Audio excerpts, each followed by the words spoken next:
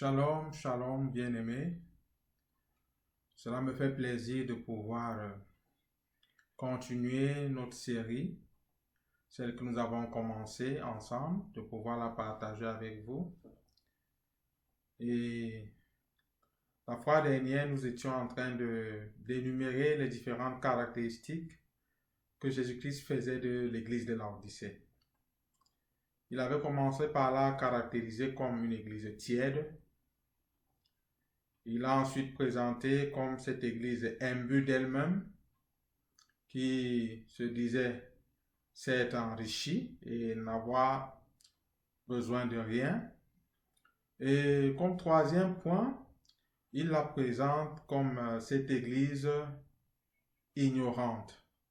Et pas le genre d'ignorance normale ou régulière, mais une sorte d'ignorance qui frise un peu la schizophrénie. Pourquoi est-ce que je parle dans ces thèmes? Parce que le Seigneur dit que parce que tu ne sais pas que tu es malheureux, que tu es misérable, que tu es pauvre, aveugle et nu. Comment est-ce qu'un individu ou bien une entité peut avoir ces 5 points que nous venons de mentionner sans le savoir?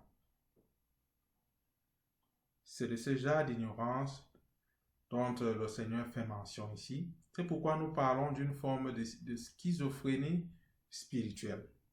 Parce que, à la décrire comme le Seigneur vient de la décrire, il ressort clairement que c'est une église qui a perdu le contact avec la réalité spirituelle. C'est une église qui est totalement coupée du Seigneur. C'est une église qui vit comme dans sa propre bulle. Elle s'est créée une bulle dans laquelle elle vit, une réalité dans laquelle elle vit qui n'a rien à voir avec celle que lui a assignée le Seigneur Jésus-Christ. Donc nous allons examiner ces points. Il y en a 5. Nous irons étape par étape avec quelques exemples à l'appui pour nous mieux faire comprendre. Dans le livre d'1 Corinthiens, le chapitre 15, précisément verset 19, l'apôtre Paul nous fait mention ou bien nous révèle, nous dit que si c'est seulement dans cette vie-ci que nous fondons notre espérance, alors nous sommes les plus malheureux des êtres humains sur la terre. Quand il parle de nous, il fait mention, il fait allusion aux chrétiens. Il fait allusion aux disciples de Christ. Pourquoi est-ce que l'apôtre Paul parle ainsi? Parce que pour pouvoir suivre Jésus-Christ, nous avons décidé, par la force que Jésus nous a donnée, de nous faire violence. Nous ne naviguons pas à vue. Nous ne fonctionnons pas comme ceux qui n'ont aucune espérance. Non. Nous avons dans notre marche des feux verts, des feux oranges, des feux rouges. Nous examinons tous ces feux avant d'avancer. Nous ne naviguons pas à vue. N'est-ce pas? Donc, il y a plein d'abnégations que nous nous sommes imposées à cause de ce prix de la vocation céleste, à laquelle, ce prix auquel nous sommes appelés, cette vocation à laquelle nous sommes appelés, n'est-ce pas, dans le royaume des cieux. Donc, le terme malheureux lui-même est attaché à un état d'esclavage. Un état d'esclavage lié à la défaite, à un échec ou à une déception. Mais d'une manière ou d'une autre, il est lié à un esclavage. À l'esclavage par rapport à quoi? Ça peut être par rapport à une situation quelconque. Par exemple, vouloir vivre au-dessus de ses moyens. Ça, c'est l'une des voies par excellence pour carrément se livrer soi-même à l'esclavage. On peut aussi vouloir vivre par rapport à l'opinion que les autres se font de nous. Ça, c'est une autre forme d'esclavage. On peut aussi avoir une idée très pauvre de son image. N'est-ce pas? Donc, on a quelques paradigmes dans lesquels nous nous restreignons et nous nous définissons par rapport à ces paradigmes. Ce n'est pas ainsi que Dieu nous voit. Dieu nous voit comme son Fils Jésus-Christ. Quand il nous regarde, il voit son Fils. Nous ne pouvons pas créer des paradigmes autour de nous et nous définir dans ces paradigmes-là. C'est vraiment horrible. Donc, c'est une autre forme d'esclavage. Ça peut être aussi un esclavage lié peut-être à une mauvaise relation amoureuse. Il y en a qui en sortent ou bien qui demeurent vivant dans une hantise totale de ce qu'ils auraient souhaité être dans de telles relations. Et ils vivent ainsi chaque jour de leur vie, poursuivant un rêve ou quelque chose qui finit par être tout simplement un mirage. Ça, c'est de l'esclavage. Deuxième point, c'est que ça peut être l'esclavage de quelque chose.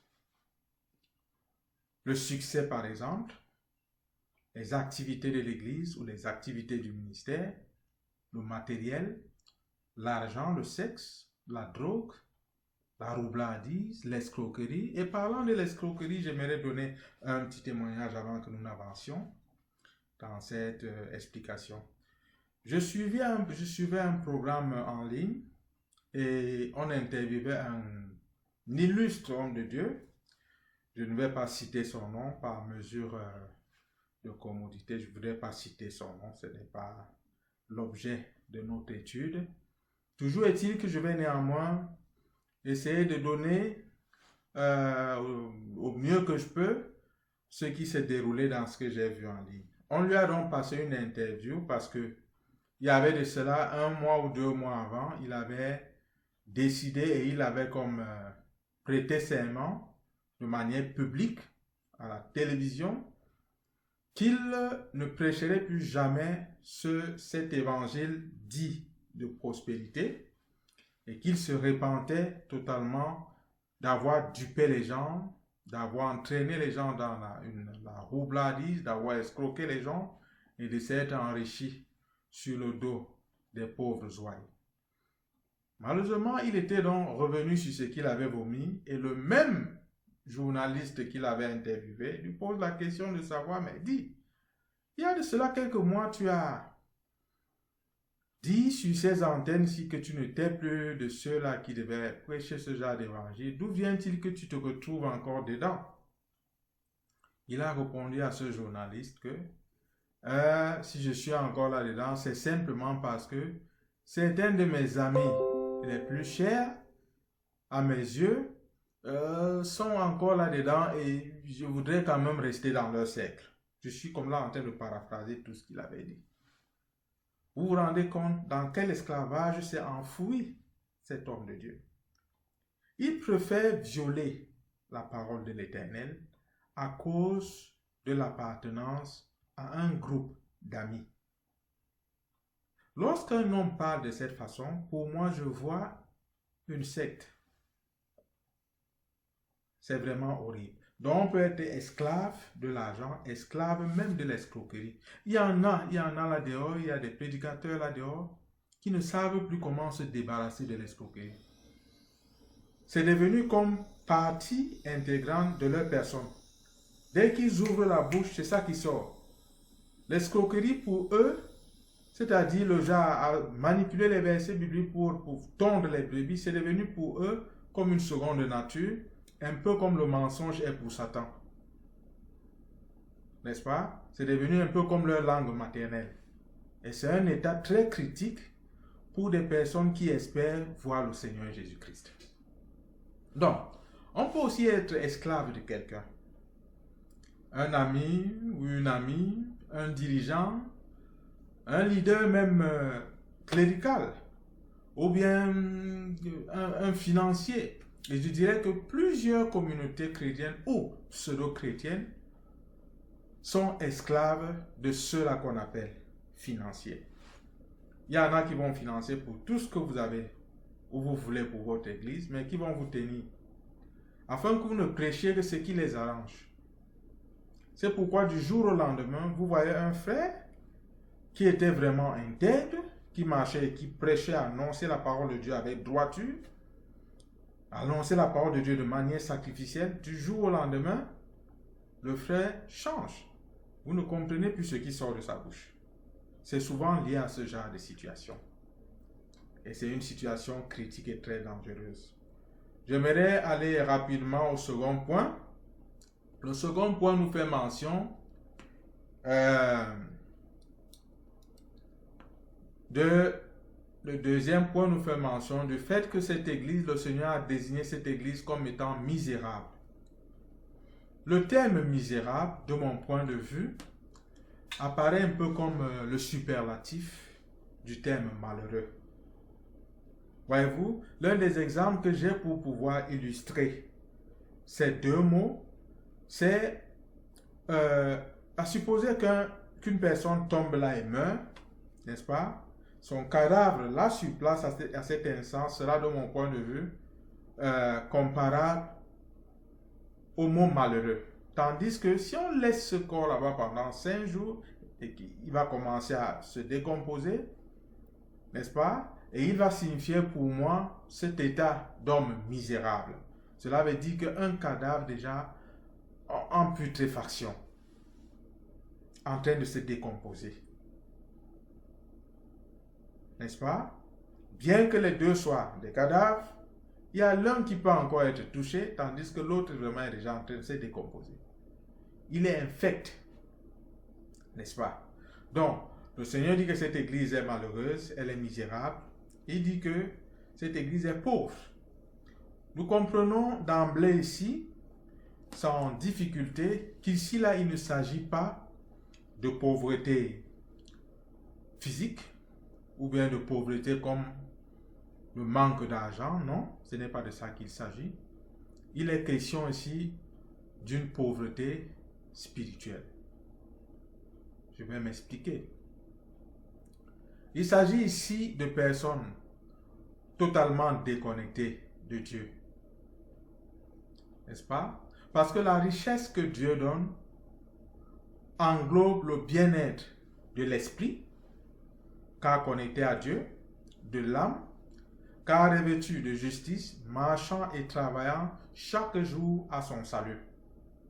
Et enfin, le bien-être physique et naturel à cause des bénédictions de l'Éternel qu'il ne fait suivre d'aucun chagrin. Donc, la richesse de l'Éternel ne se limite pas seulement à un peu d'argent ou bien à quelques petits jets privés, non. C'est une richesse qui englobe tout. C'est la raison pour laquelle le frère Jacques, lorsqu'il parlait dans son épître, dit qu'il souhaite que toi et moi, nous puissions à tous égards prospérer. Il ne s'est pas arrêté là. C'est vrai que les prédicateurs dont je vous ai fait mention, là, ils s'arrêtent toujours là. Comme prospère l'état de notre âme. C'est lié. Il faut lire ce verset jusqu'au bout pour le garder dans son contexte. Nous devons prospérer à tous égards et être en bonne santé comme prospère l'état de notre âme.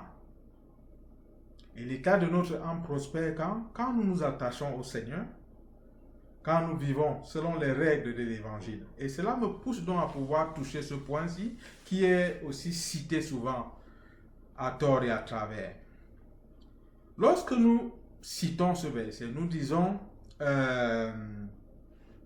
tu connaîtras la vérité et la vérité te rendra libre.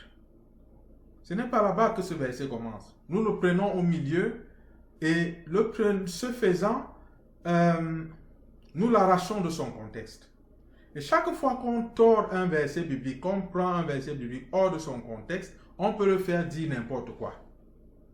C'est la raison pour laquelle il faut être vigilant. Il faut toujours s'assurer que celui-là qui se tient devant nous pour nous annoncer la parole de Dieu, pour nous parler soi-disant de la part du Seigneur, prend chaque verset, chaque parole de Dieu dans son contexte. Voici ce que le Seigneur Jésus-Christ a dit. Il dit aux disciples que si vous demeurez dans ma parole, en d'autres termes, si vous demeurez dans mon enseignement, dans ce que je vous ai donné comme formation, si vous demeurez dans ma parole, alors vous connaîtrez la vérité, et cette vérité que vous connaîtrez là vous rendra libre. Il faut donc citer les versets bibliques dans leur contexte. C'est très important. Le quatrième point, c'est celui-ci.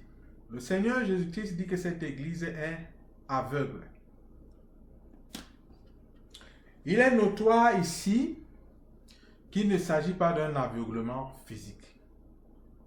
Il s'agit aussi d'un aveuglement spirituel.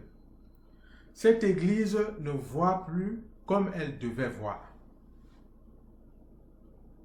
Quand le Seigneur Jésus parle dans les évangiles, il souligne l'importance des yeux en l'être humain. Les yeux sont quelque chose de très très important en chaque être humain. Et cette église-ci est aveugle. Son entendement est carrément voilé.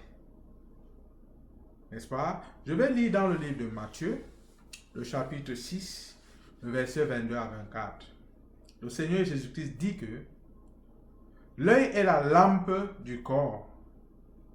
Si ton œil est en bon état, tout ton corps sera éclairé. Écoutez, si ton œil est en bon état, tout ton corps sera éclairé. Mais si ton œil est en mauvais état, tout ton corps sera dans les ténèbres. Si donc la lumière qui est en toi est ténèbres, combien seront grandes ces ténèbres? C'est ce qui est en train d'arriver à l'église de Laodicée. Ces ténèbres sont grandes. Parce que la lumière qui était en elle est devenue ténèbres. Alors ces ténèbres sont grandes. Elle est comme dans un état désespéré. Mais seulement nous allons voir plus tard là que c'est même pire qu'un état désespéré. Verset 24. Nul ne peut servir deux maîtres. Car ou il haïra l'un et aimera l'autre, ou il s'attachera à l'un et méprisera l'autre. Vous ne pouvez servir Dieu et Mammon. Ce texte est assez clair. Mammon en soi, c'est entre guillemets la divinité liée à l'argent. Et le Seigneur a été clair dans les évangiles. Il dit que l'amour de l'argent est la racine de tous les maux. N'est-ce pas? Ça doit être l'un des apôtres qui a fait mention de cela. L'amour de l'argent est la racine de tous les maux. J'aimerais souligner un point ici. On peut être influencé par des démons. Des êtres humains peuvent être possédés par des démons. Mais la personne qui s'amuse à être possédée par Mammon porte en elle le potentiel d'inviter tous les démons de la terre. L'amour de l'argent, l'amour de Mammon, l'amour de l'argent est la racine de tous les maux. Dans tout dont il est fait mention ici, il n'y a rien qui manque. S'il est tant que les maux sont infligés ou bien sont comme déduits de la présence des démons ou bien de l'influence des démons, il est donc temps que si quelqu'un commence à aimer l'argent, il a le potentiel d'inviter dans sa maison ou en lui tous les démons de la surface de la terre. Ils auront un cours libre parce que la porte leur sera grandement ouverte. Cela ne surprend donc pas que des personnes qui soient hantées par de tels esprits n'hésitent pas à tuer. N'hésitent pas à escroquer les pauvres veuves dans les communautés, les rendre pauvres. C'est-à-dire leur soutirer tous leurs sous pour des miracles mensongers, pour des chimères et pour des choses qui n'ont rien à voir avec l'évangile. C'est vraiment terrible. Ces personnes sont, comment dirais-je, sans cœur et n'ont plus de pitié. C'est comme si elles ont vendu leur âme à Mammon. Je vais continuer au 5e point, sans quoi je ne vais pas pouvoir respecter le temps que je me suis donné pour cette portion, je voudrais pouvoir finir ceci en 30 minutes. Il dit aussi en dernier lieu que cette église est nue. Il s'agit aussi ici d'une nudité spirituelle. La pire des nudités qui soit. Tous ceux qui sont attachés de façon sincère au Seigneur Jésus-Christ ont un revêtement qui les distingue, les sépare et les met à part dans le monde spirituel. Le Seigneur veut que nous soyons vêtus et non nus. C'est pourquoi dès que tu viens au Seigneur Jésus-Christ, qu'est-ce qu'il t'a donné? Ta robe de justice. Nous allons en parler plus tard. La robe de justice t'est donnée. Si vous lisez l'Ancien Testament, vous allez voir l'accent que le Seigneur met sur le vêtement lorsqu'il est question de la sacrificature, du service. Regardez comment le souverain sacrificateur Aaron était vêtu. Regardez comment ses fils étaient vêtus. Il met un accent particulier sur ce point. Mais pour ouvrir une parenthèse, je ne suis pas en train de nous dire ici que nous devons tous courir maintenant, acheter des soutanes de gauche à droite avec de ces longs chapeaux qui n'ont pas de sens pour nous accrocher sur la tête. Non, non, non, cela ne ressemble pas à notre Seigneur. Je suis en train de parler d'un revêtement spirituel. Vous savez, dans le monde naturel comme dans le monde spirituel, le vêtement représente un code. C'est un langage. C'est pourquoi on peut facilement reconnaître un militaire par son vêtement. On peut reconnaître un magistrat par son vêtement. Et c'est vrai que nous avons l'habitude de dire que l'habit ne fait pas le moine, mais il faut aussi reconnaître d'autre part qu'on reconnaît aussi le moine par son habit. N'est-ce pas? Le vêtement parle. Il peut signifier une garantie, il peut signifier aussi un mérite. Nous parlerons de cela plus tard. Mais déjà, je voudrais que nous puissions lire très rapidement le livre de 2 Corinthiens 5, le verset 1 à 3. Nous savons en effet que si cette tente où nous habitons sur la terre est détruite, nous avons dans le ciel un édifice qui est l'ouvrage de Dieu, une demeure éternelle qui n'a pas été faite de main d'homme. Aussi nous gémissons dans cette tente, désirant revêtir notre domicile céleste, si du moins nous sommes trouvés vêtus et non nus. Nous serons revêtus de ce domicile céleste si nous sommes trouvés vêtus et non nus. Je voudrais nous rappeler en d'autres termes aussi que l'apôtre Paul ici ne parle pas aux païens. C'est une lettre qui est adressée à l'église de Corinthe. Cela veut dire que ce qui est dit ici concerne de prime abord le croyant que nous sommes, que toi et moi nous sommes. Donc, nous venons de faire le tour des 5 points dont le Seigneur Jésus-Christ a fait mention pour désigner l'église de Laodicée. Mais déjà, je voudrais dire ceci. Au bout de notre étude, nous nous rendons compte que malheur soit cette église qui est tiède, qui se dit riche et qui est ignorante ou schizophrène, qui a perdu tout contact avec la réalité spirituelle et qui ne vit plus que de manière charnelle, de manière à glorifier la chair, de manière à taper les yeux, de manière à se faire le m'as-tu vu, à se chanter ses propres louanges et qui s'est coupé totalement du Seigneur Jésus-Christ. Je voudrais aller rapidement, il nous manque très peu de temps, j'espère que je pourrai respecter le temps que j'ai promis. Apocalypse 3, le verset 18 dit « Je te conseille d'acheter de moi de l'or éprouvé par le feu, afin que tu deviennes riche. » Donc, le Seigneur tend la main à cette église impénitente, cette église qui s'est détachée de lui. Il dit « Je te conseille d'acheter de moi de l'or éprouvé par le feu. » L'or éprouvé par le feu ici est un symbole de la foi authentique. Celle qui sauve l'esprit et l'âme. La foi authentique. Donc, le Seigneur dit à cette église, je te conseille d'acheter de moi, je te conseille d'activer cette monnaie de change du royaume spirituel qu'est la foi. Et viens, je vais pouvoir échanger cette foi que tu as là, n'est-ce pas, et je te redonnerai, je ne sais pas moi quoi, une nouvelle foi qui sera comme de l'or éprouvé par le feu. En d'autres termes, le niveau le plus bas de la foi que je voudrais te donner maintenant. Si jamais par ta foi qui est comme le grain de sénévé, si jamais tu viens vers moi, tu suis ce conseil, le niveau le plus bas sera comme cette foi éprouvée par le feu. C'est ça que je vais te donner. Viens acheter de moi.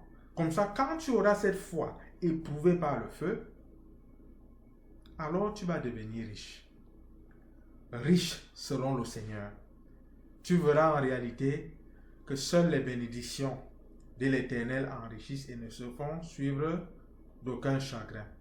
J'aimerais lire une petite portion dans le livre d'1 Pierre 1. C'est en fait du verset 3 au verset 9. Mais je pense que je vais lire tout simplement le dernier verset, c'est-à-dire le verset 9.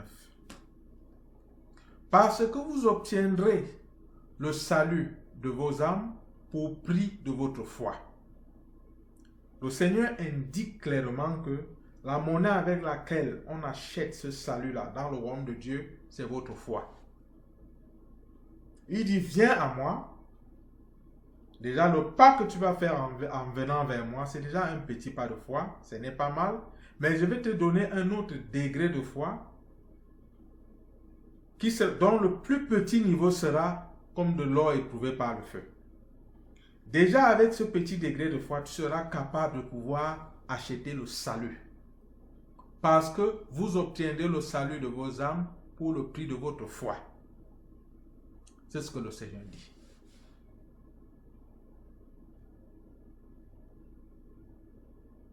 La balle nous est lancée, puisque si on parle de l'église de Laodicée, on parle aussi de nous. Combien de fois nous avons trahi le Seigneur? Mais le Seigneur voudrait que nous sachions que il ne nous a pas abandonnés. Il n'a pas lâché prise. C'est l'apôtre Paul qui a dit que cette bonne œuvre que le Seigneur Jésus-Christ a commencé en chacun d'entre nous, il la rendra parfaite pour le jour du Seigneur Jésus. N'est-ce pas? Cette bonne œuvre que notre Dieu a commencé en nous, il va la rendre parfaite pour le jour du Seigneur Jésus-Christ. Le Seigneur ne va pas nous abandonner. Mais la condition, la balle est dans notre camp. Vous savez, il y a une chose que j'aime dire. Le Seigneur a promis de ne pas nous délaisser, de ne pas nous abandonner. Il nous tient dans ses mains. Mais il nous a fait tellement libres que il ne va pas résister si tu veux bondir de ses mains. La balle est dans ton camp. Le choix te revient. Et ma prière est que nous puissions nous encourager les uns les autres pour avancer dans cette foi. Ce ne sont pas les lâches qui suivent le Seigneur Jésus-Christ. Pour suivre Jésus-Christ comme disciple, cela demande du courage. Cela demande de la ténacité, cela demande de la vivacité, cela demande du zèle, cela demande de l'engagement. Ce sont des personnes courageuses. Parce que le monde dans lequel nous vivons fait tout pour pouvoir s'opposer à notre sainte foi. Donc je nous exhorte, bien-aimés, à apprendre à nous encourager les uns les autres. Que le Seigneur nous fortifie, que le Seigneur nous bénisse. Et je pense que nous allons continuer la prochaine série très très bientôt, où nous allons entrer dans les détails que nous n'avons pas pu donner aujourd'hui. Que le Seigneur nous garde et nous bénisse. Shalom. C'était votre frère Franck. Bye.